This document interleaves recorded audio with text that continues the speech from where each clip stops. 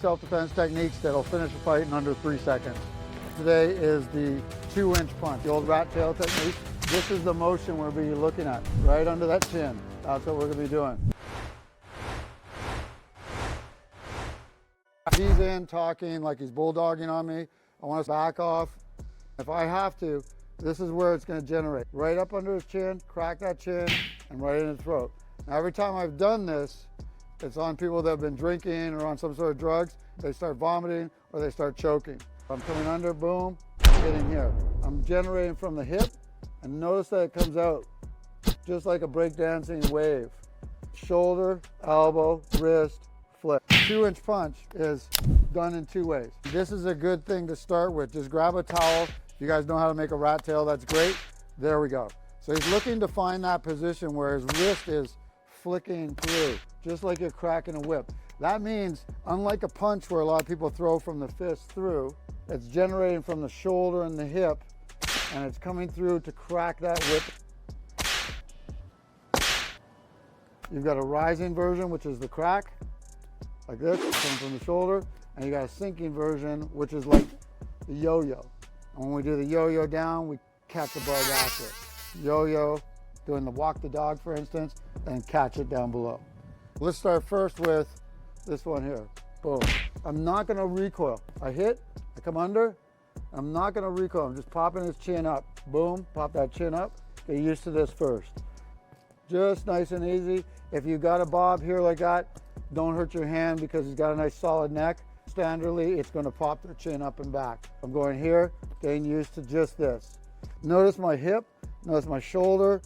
It's coming right from that loose arm. Think of cracking that whip and that's it, loose.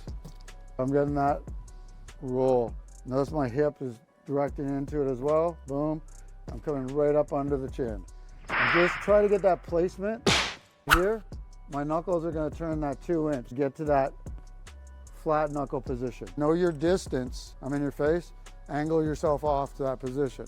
So you're there, boom. That's what he's looking for. I don't recommend doing this. If you do it, make sure your teeth are closed. Boom. Okay. And then from there, see how this is cocked? Then you're going to grab the bug, which will shoot into my throat right there. Boom. There we go. I've got that up and under. Boom. Once you get to this point, then the second portion is stopping here. This will pop the chin up. And then I'm not going to recoil and punch.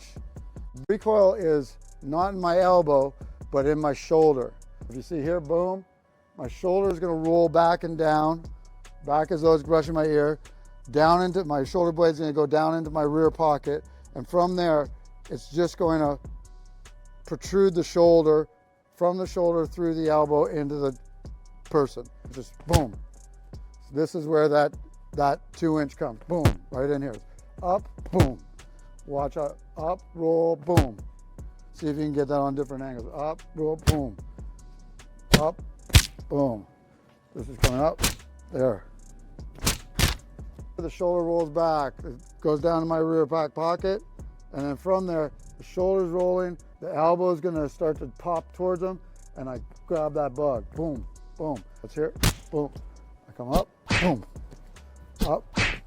That's where you're really generating. Every single time I've used this, there's been no secondary movement needed. 2 major things that happen.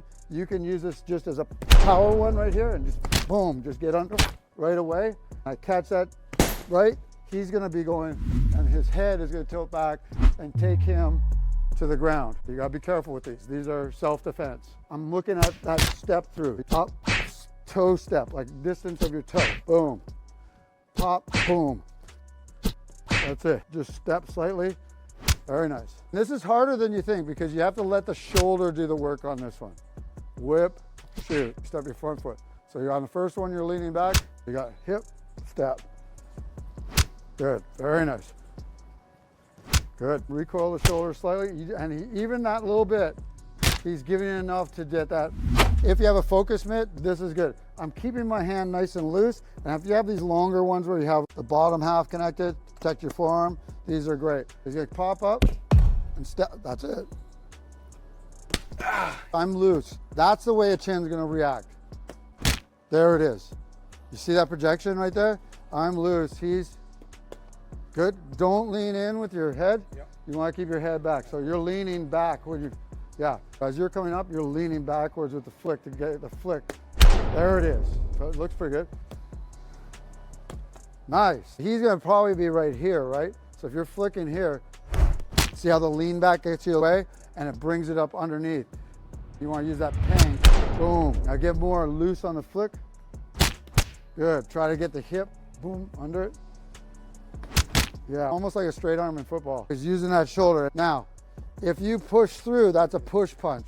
You want to shock it. Flick, grab the fly. Good.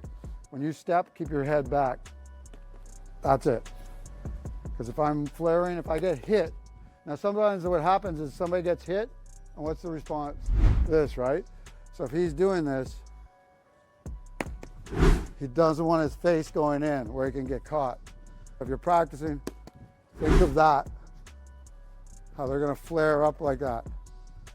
Boom. Ah, he got caught right there, coming forwards. Push that hip forward underneath you.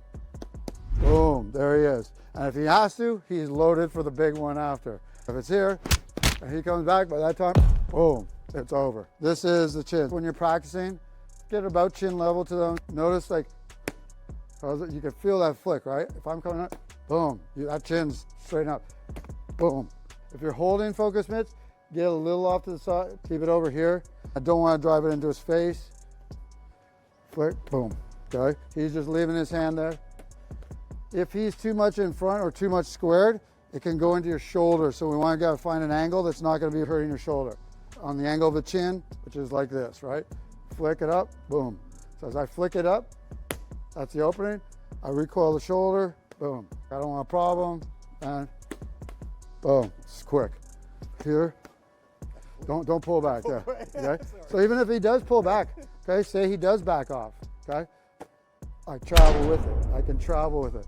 But I still want that shoulder going. Here, boom. If it's close, boom. You can feel that.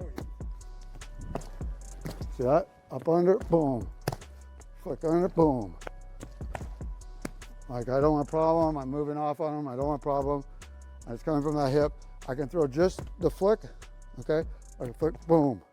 Both are very, very effective. Nice. On this one, you're not trying to generate too much. He could go for the floating punch, which is using the 2-inch, just simply where he's coming in and just smacking it hard. He's adding the 2-inch on. That sinks deep into the throat and causes them nausea, or it's gonna ball up in their throat. Again, if he goes here and I'm still standing, he's gonna step for that last punch. 1, 2, boom, back to your boxing position. Just get that feeling okay. Good.